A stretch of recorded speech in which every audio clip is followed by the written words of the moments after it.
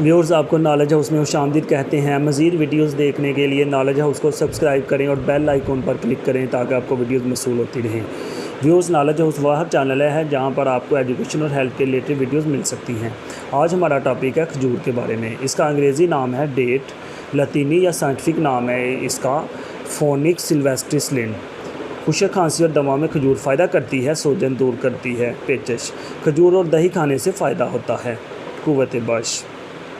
Number 1, मैदे और दिल को खजूर कुव्वत देती है। नंबर 2, खून साफ़ करती है, जिस्म को मोटा करती है, कुव्वत बा बढ़ाती है। नंबर 3, खजूर टीबी के मरीज़ों के लिए मुफीद है। नंबर 4, 6 अदद खजूरें 500 ग्राम दूध में उबाल कर सर्दियों में इस्तेमाल करें, बहुत ज़्यादा ताकत देगी। नंबर 5, ज़ियाबतस और ऐसे अमराज जिनमें मीठा खाना नुकसानदेह होता है, मरीज़ मीठा खाने की ख्वाहिश ज़ाहिर करता है, वहाँ खजूर का इस्तेमाल कर सकते हैं।